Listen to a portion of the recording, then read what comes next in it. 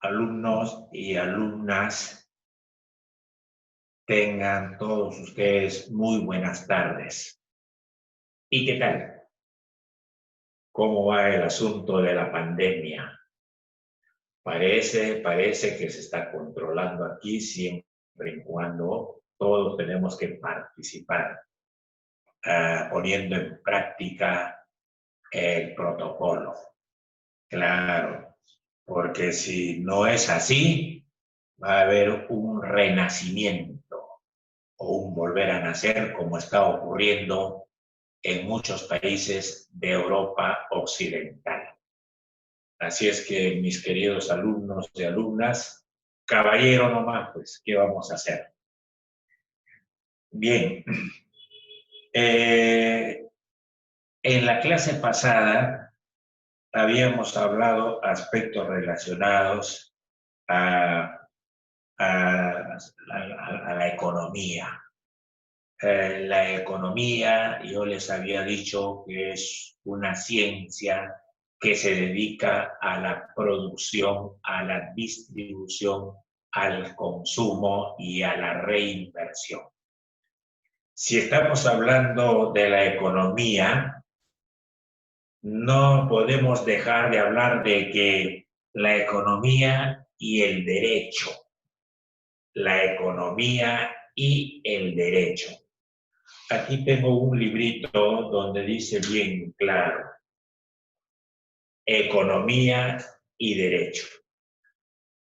Es decir, la economía está respaldado en todas sus actividades que realiza por los derechos nacionales e internacionales.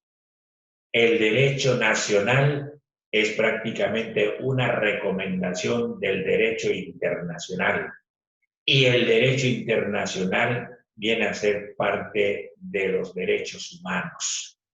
¿Y qué vienen a ser los derechos humanos?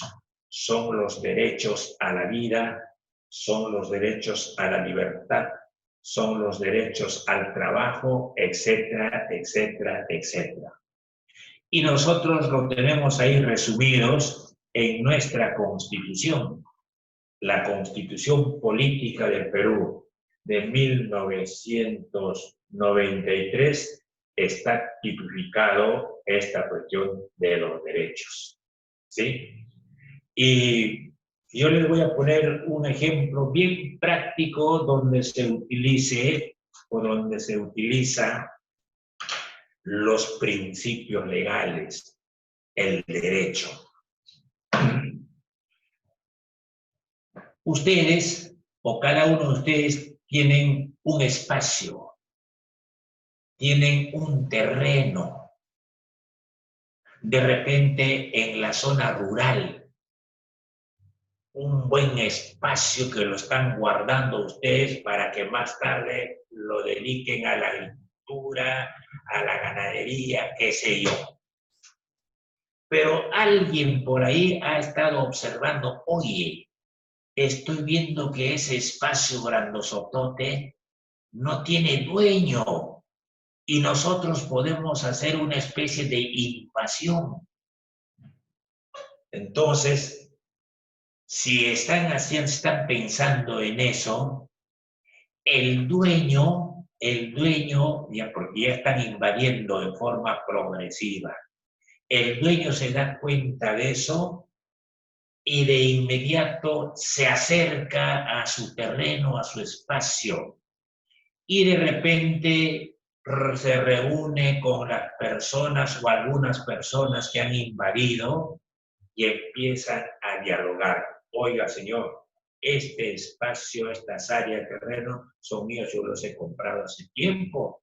Ellos son los que los señores, me han vendido, los dueños. Sí, pero nosotros estamos aquí en forma transitoria. No, hermano. Ustedes me desalojan esto. Por favor, me desalojan esto. Cuando no hay respuesta a eso, el dueño va a ser amenazado de muerte. ¿Por qué? Porque tienen duda, pues, de que el dueño sea el señor que está diciendo que es dueño, tienen duda. Si esto está abandonado hace años, ¿y qué hace? Va a tener que agarrar, ir ante las autoridades locales inmediatos para poner en auto su preocupación.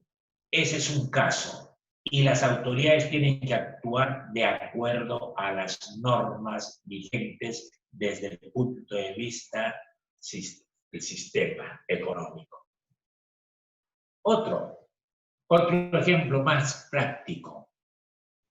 En la región de la selva, en la Amazonía, en Bagua, eso después lo voy a hablar más adelante.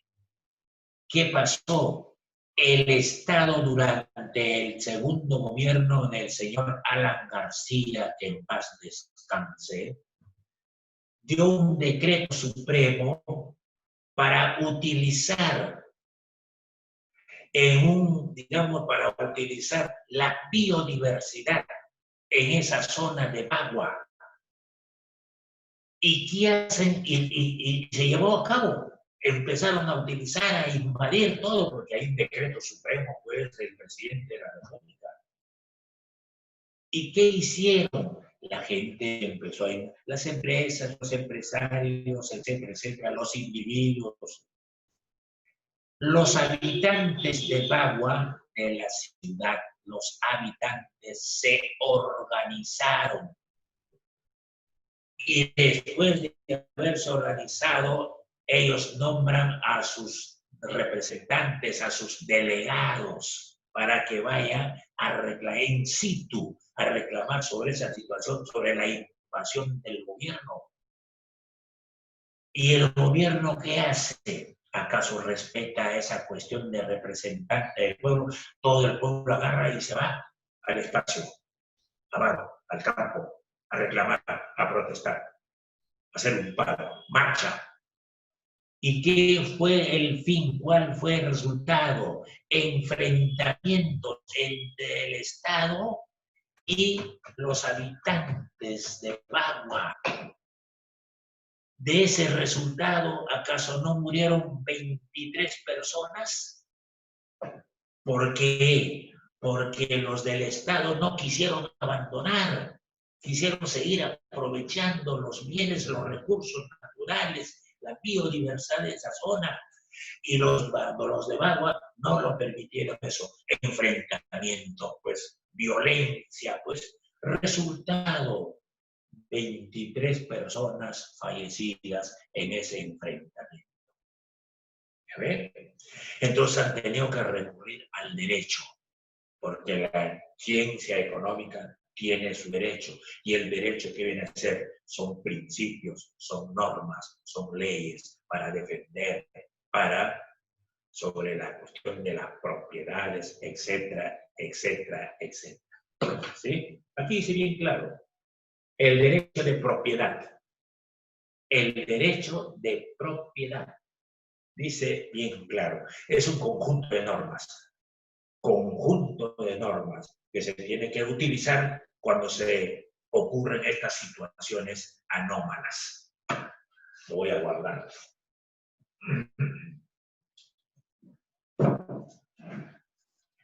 Bien, vamos a ver entonces sobre esa situación. ¿Me están entendiendo? Mis queridos alumnos, ¿me están entendiendo? El tema para el día de hoy se titula La ciudadanía económica y el enfoque de derechos. Repito, el tema de hoy, la ciudadanía económica.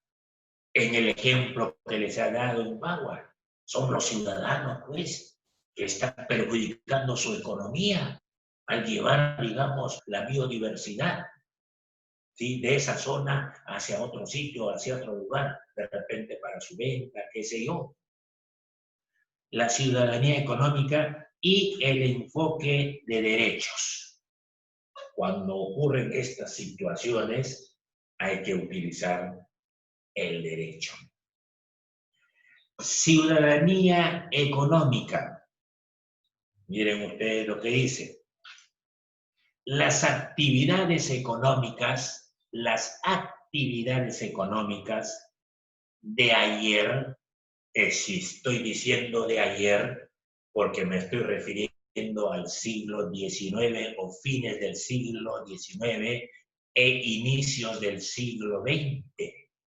¿Cómo fueron las actividades económicas en ese espacio de tiempo?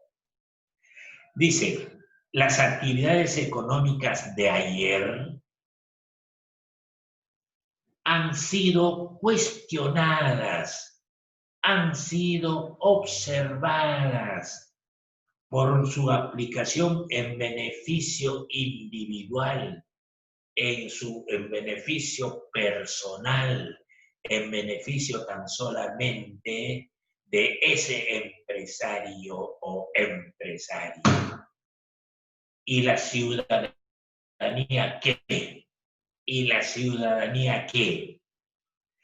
Por eso, ante esa situación, la población ha tomado conciencia. ¿Y qué diablo viene a ser la conciencia, mis queridos alumnos y alumnas?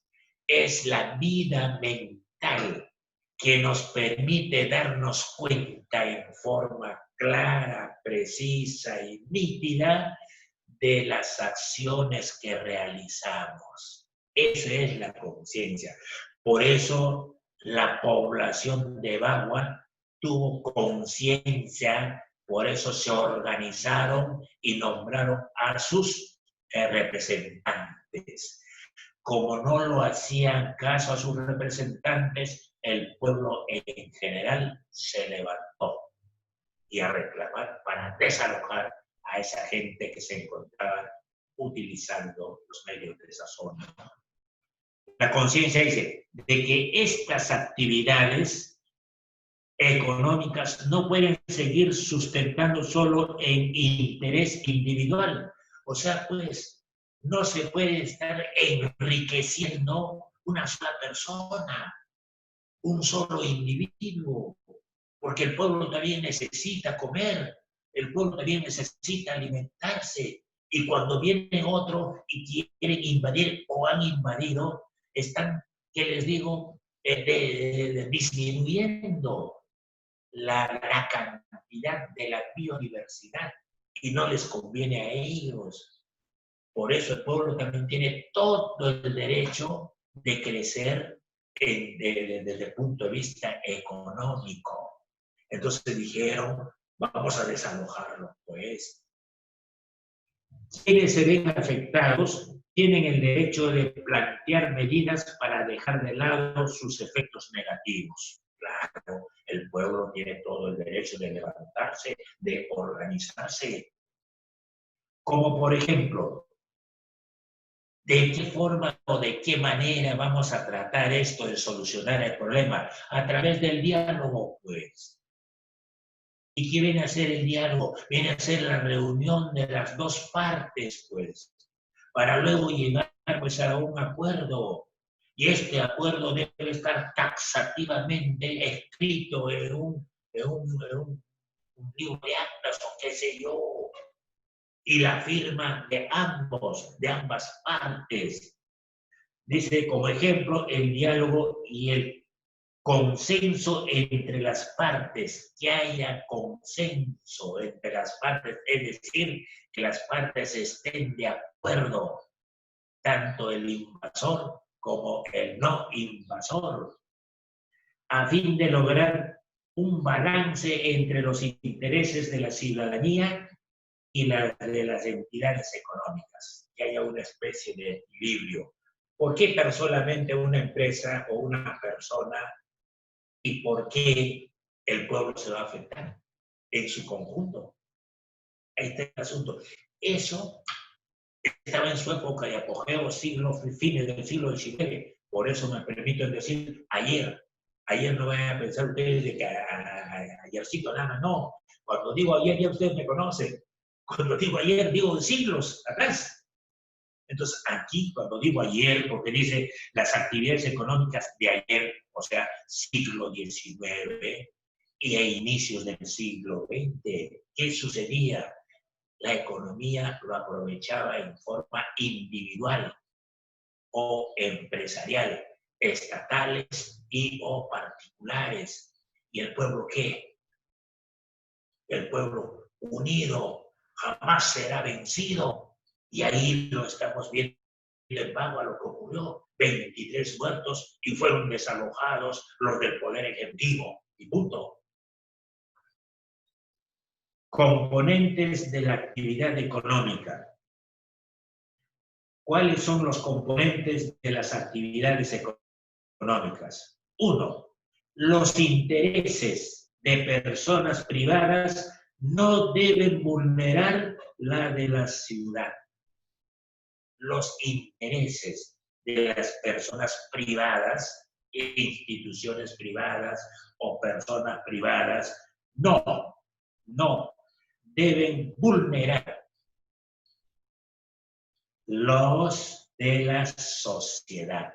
O sea, los bienes de la sociedad no se deben aprovechar, no deben vulnerar, significa no tocar, no hacer daño los bienes de la sociedad. Ese individuo, esa empresa, estatal o particular, porque tiene que invadir a tocar los bienes de la sociedad, de la comunidad. ¿Por qué? ¿Acaso ellos no tienen derecho también a vivir? ¿Acaso ellos no tienen derecho, digamos, de crecer o desarrollar desde el punto de vista económico? Es uno. 2. Los sectores sociales, o sea, puede ser de un distrito, de una región, de una provincia o de una zona rural, los sectores sociales, porque son entes afectados, tienen el derecho de participar en ellas. Claro, los afectados tienen derecho de participar, tienen el derecho de reclamar, tienen el derecho de plantear su punto de vista. Esta participación debe ser real y no formal. ¿Sí? Debe ser real y no formal, es decir, en presencia. Tiene que estar ahí, en acto y presencia, no formal, no. Tomar en cuenta la opinión de los representantes de la población. Claro, estamos reunidos y aquí hay un delegado de la población, está presente in situ, en el mismo lugar de los hechos. Y tomar en cuenta la opinión de los representantes de la población afectada en el momento de tomar decisiones. ¿Cuáles son las decisiones? Esto. ¿Está presente? Sí está presente. Firme usted. Antes de la firma, que se dé lectura el contenido de ese acuerdo. ¿Está bien? Mis queridos amigos, sí. Hay que todo documento que vas a firmar, tienes que enterarte del contenido. ¿Qué dice el contenido? ¿Y estás de acuerdo o hay alguna observación sobre algunos puntos del acta que se ha suscrito? Y si es que estás de acuerdo, puedes estampar tu firma. Y si no estás de acuerdo, puedes observar. Y si no se soluciona, no hacen caso tu observación que has hecho, no lo firmas, pues, y se terminó todo. Y estás beneficiando así a la población. Número 3. Debe existir una actitud y disposición activa y responsable de la ciudadanía. Claro, los ciudadanos tienen que ser responsables. Organizada y la existencia de mecanismos que permitan participar a la población en las problemáticas que los involucra directamente. ¿Está claro? Listo. Luego viene el enfoque de derecho. El enfoque de derecho aborda el desarrollo económico apoyándose en las normas internacionales sobre los derechos humanos. Por eso les dije, las actividades económicas están, digamos, fortalecidos porque existen los principios legales, el derecho internacional y el derecho, digamos, que está contenida en la Constitución Política del Perú. Cada país tiene su constitución política y hay muchos países que están ubicados dentro del derecho internacional. Están muchos países, ya les dije la vez pasada, 82 países que forman parte de la Organización de las Naciones Unidas, que tiene su estructura, tiene sus áreas, y una de sus áreas es justamente sobre la economía y el derecho. Así es que, mis queridos alumnos, ya yo les he hablado algo sobre esta situación. Dice el enfoque de derechos. El enfoque de derechos aborda el desarrollo económico, habla sobre el desarrollo económico, apoyándose en las normas internacionales y en las normas nacionales. No están huérfanos. Luego, estas normas internacionales, ¿qué diablos propone? ¿Qué es lo que dicen las normas internacionales sobre el derecho y la economía? Encontrar las razones de la desigualdad. ¿Por qué existe desigualdad entre un individuo, entre una persona y el grupo de personas o la sociedad organizada? La población organizada. Eso sí, tienen que organizarse. Eso sí, es una recomendación. Los habitantes de un pueblo, de un país, de un estado, tienen que estar bien organizados. Y punto. En segundo lugar, estas normas proponen corregir las prácticas discriminatorias. Corregir las prácticas discriminatorias. ¿Por qué esa desigualdad, esa discriminación? ¿Por qué a ellos sí y a ellos no? Hay que corregir eso. 3. Facilitar un reparto justo de las riquezas y el poder en la sociedad. Facilitar un reparto justo de las riquezas y el poder en la sociedad. El poder es la capacidad que tiene una persona. El poder es la capacidad que tiene una provincia, una región, un país o un continente. Es la capacidad que tiene para solucionar problemas. Son los 3 puntos que les he dicho. La aplicación del enfoque de desarrollo. Hay que aplicar ese enfoque de desarrollo donde hay una desigualdad, que exista pues una especie de equidad, de igualdad, de justicia, de libertad, del derecho a la vida. Primer punto, la aplicación del enfoque de derechos. La promoción del desarrollo económico de la sociedad requiere que los planes y las políticas impartidas por el Estado se basen en el derecho internacional. Y punto. Ahí está, pues. El derecho internacional viene a ser un conjunto de normas, un conjunto de normas, de leyes. ¿Y para qué se han hecho ese conjunto de normas, de leyes? Y cuando hablo de estos derechos internacionales, derechos nacionales, siempre se me viene a la mente Roma. Roma, el derecho romano. Y se me viene a la mente también en Grecia.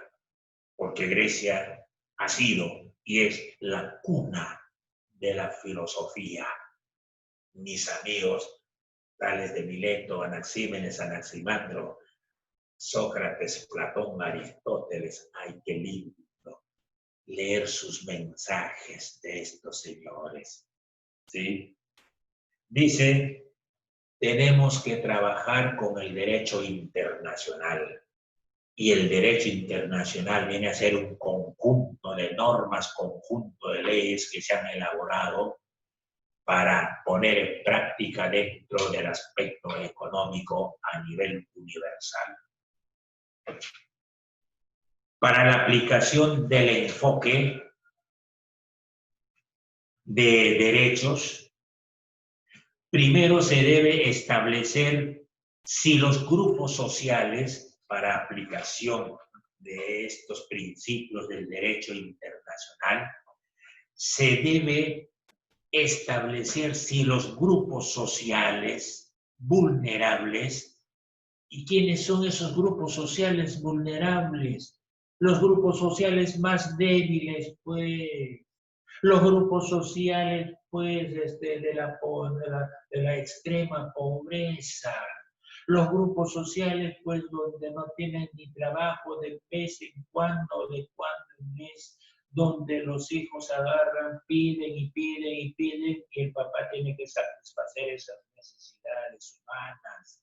Y si no hay chamba, si no hay trabajo, ahí está el asunto. Entonces el derecho internacional dice, derechos, primero se debe establecer si los grupos sociales vulnerables, si los grupos sociales más débiles o excluidos pueden ejercer libremente los derechos fundamentales consignados en el derecho internacional. Ellos deben ser atendidos en primera instancia. Por eso los derechos internacionales, o el derecho internacional dice asociación y de reunión, consignados en el derecho internacional como los de asociación y reunión. 1. Tienen que asociarse, tienen que reunirse, tienen que nombrar a sus representantes para que los represente. Y esto lo van a tener que representar o defender, etcétera, después de haber estado en una reunión y los acuerdos que se han tomado ahí en esa población, en esos grupos sociales. Luego, la libertad sindical. Miren ustedes, el derecho internacional acepta, aprueba la libertad sindical. Es decir, las instituciones estatales y o particulares tienen todo el derecho de formar su sindicato. Y de una vez que han formado su sindicato, se han organizado, tienen que agarrar y elaborar sus demandas. Las demandas, ¿qué cosas son? No que vayas al puesto de la Guardia Civil, a la PIP, a agarrar y demandar. No, las demandas vienen a ser un listado de necesidades que reclaman los trabajadores para que puedan elaborar su trabajo con libertad, puedan elaborar su trabajo con seguridad. Eso es lo que me refiero. Que no exista, pues, como esa situación de accidente. Recordarán ustedes, los que están al día, Villanueva, los que están al día, ¿con qué? Con el noticiero, con los diarios, los que les gusta leer. Se acordarán ustedes, mis queridos amigos y amigas, Agüero, Gutiérrez, Mendoza, se acordarán ustedes, Pizarro, ese pata que falleció o que se accidentó en la cuadra 1, 2, 3, 5, 6, 9, creo, de la avenida Bancay, que está cerca a la avenida Grau, en pleno centro de Lima. entre el Parque Universitario y la Avenida Grau, la Avenida Bancay, había una construcción que estaban iniciando, qué sé yo, y un trabajador agarra y se cae, se accidenta y cae a más de 30, 40 metros de profundidad. ¿Ve? Entonces, si es que se forma un sindicato bien organizado, el sindicato tiene todo el derecho de agarrar y protestar sobre esa situación. Por eso dice aquí, la libertad sindical. Está permitido formar sindicatos.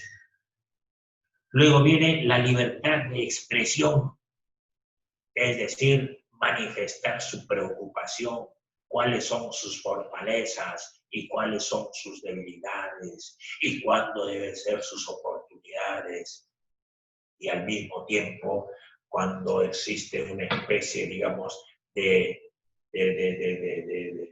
peligro, eso está fuera de la discusión. El derecho a la información y a la consulta previa. Todos y cada uno de nosotros tenemos el derecho a ser informados de diferentes aspectos, dentro del aspecto económico, dentro del aspecto político, dentro del aspecto social, dentro del aspecto cultural, dentro del aspecto educativo, dentro del aspecto de salud. Salud. Ahora estamos en esta situación. Tenemos todo el derecho de ser informados por el Estado y por las instituciones estatales y o particulares. Por eso yo les estoy diciendo a ustedes lo que nos están informando acerca para fortalecer la situación aquí. Hay una especie, digamos, de acuerdos, de documentos normativos que ha emitido el gobierno y nosotros tenemos todo el derecho de poner en praxis sobre esta cuestión de protocolos. El derecho a la información, claro, tenemos el derecho de ser informados y a la consulta previa. Por supuesto, tenemos todo el derecho de consultar previamente antes de tomar acciones. Está normado. Eso es dentro de las normas de carácter internacional. La economía y el derecho, estamos hablando. Economía y derecho. Estamos hablando de eso, por favor. Agüero, preste atención, pues, hombre. En el Perú, en nuestro país, porque esto lo que les he hablado es a nivel mundial, a nivel internacional, sobre todo en los países que están de menos a más, es decir, en vías de desarrollo y desarrollados.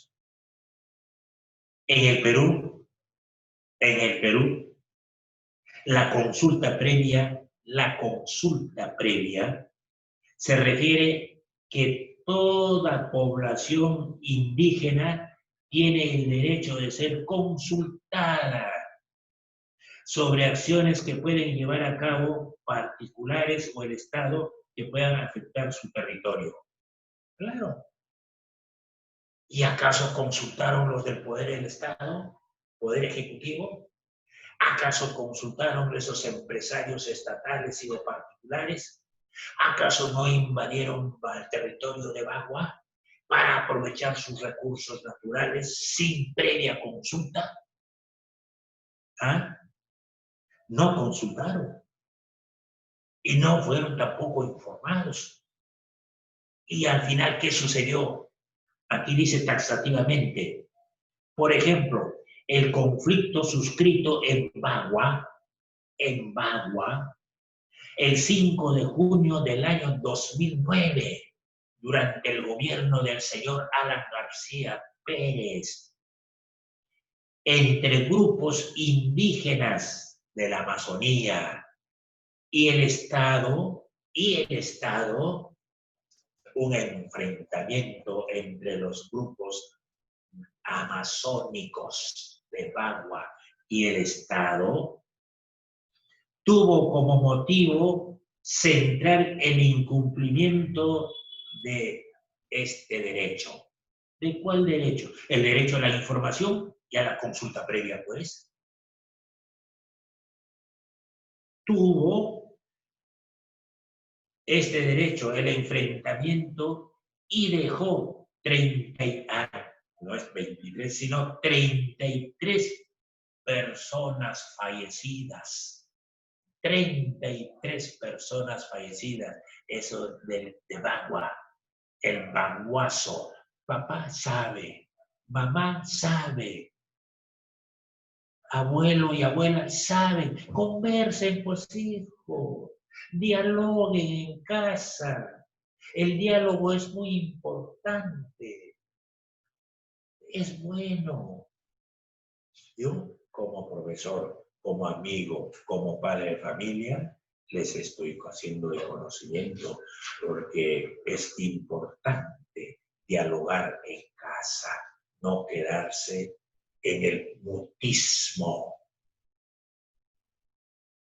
Y por último, principios del enfoque de derecho. El enfoque de derecho tiene sus principios. El enfoque de derecho internacional y el enfoque de derecho nacional o continental tiene sus principios. Primer principio, la universalidad e inalienabilidad. Todas las personas son sujetos de derecho. Por supuesto. ¿Por qué tan solamente algunas? Todas las personas son sujetos del derecho. Es decir, están amparados o estamos amparados por las normas legales vigentes, nacionales e internacionales.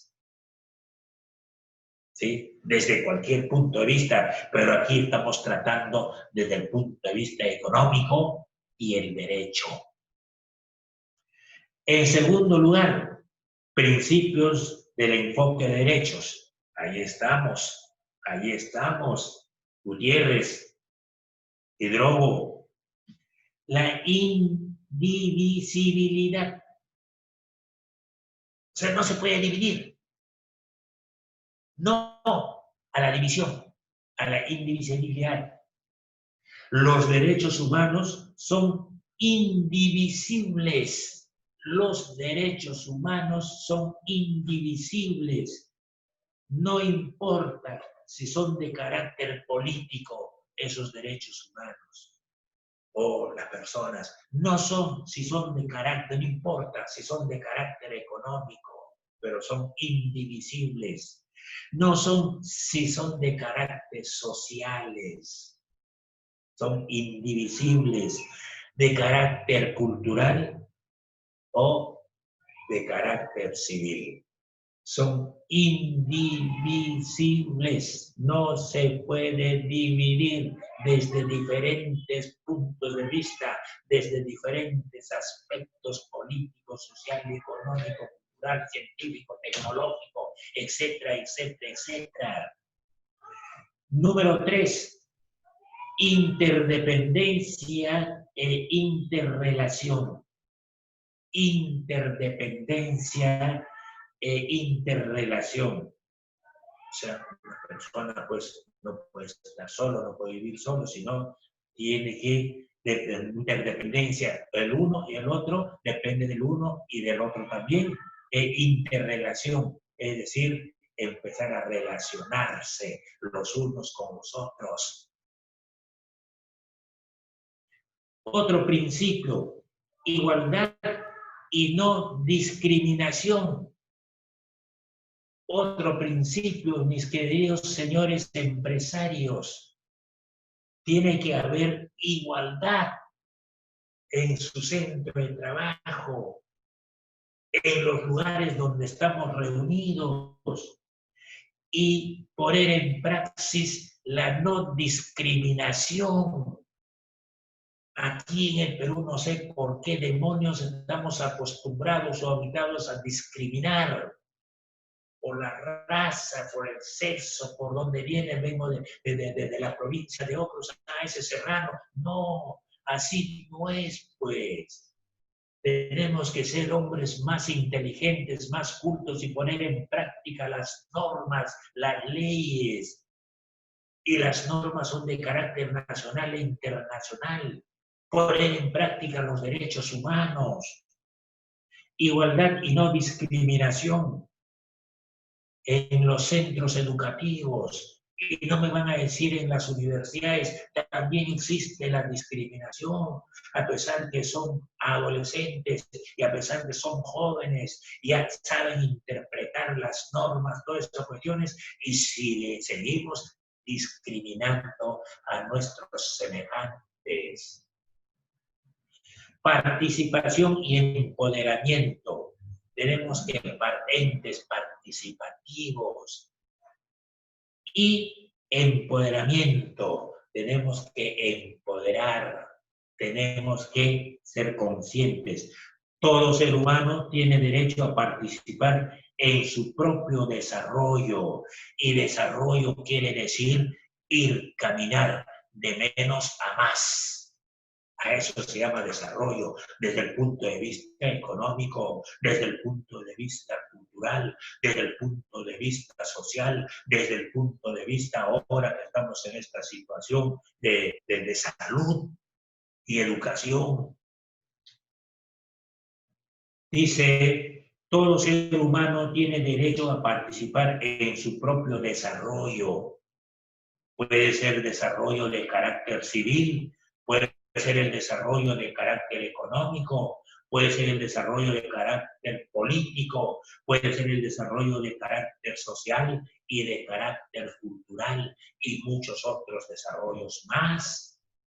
¿Qué pasa con mis alumnos de tercer año secundaria?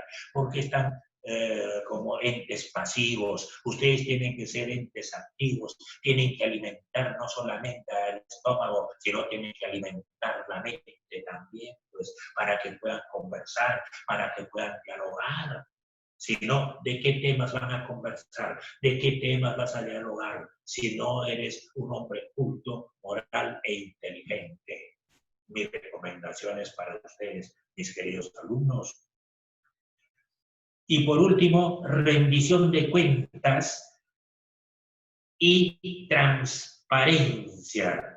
Los que portan derechos tienen la obligación de vigilar el cumplimiento de sus derechos. ¿Por qué no podemos supervisar? ¿Por qué no podemos vigilar? ¿Por qué no podemos pedir cuentas a nuestras autoridades, empezando desde el municipio y terminando en el gobierno central? ¿Por qué no? Aquí dice bien claro, rendición de cuentas. Ya el señor Alberto Fujimori durante su gobierno, que prácticamente privatizó muchas empresas del Estado y los vendió, ¿ya habrá terminado de rendir cuentas? Pregunto. No sé. Entonces, somos nosotros los ciudadanos quienes tenemos que pedir rendición de cuentas y, y transparencia, esas cuentas que sean transparentes, ¿sí? Al vino, tiene que ser así, señores del municipio, señores del gobierno regional, señores del gobierno central. Aquí dice bien claro, rendición de cuentas y transparencia.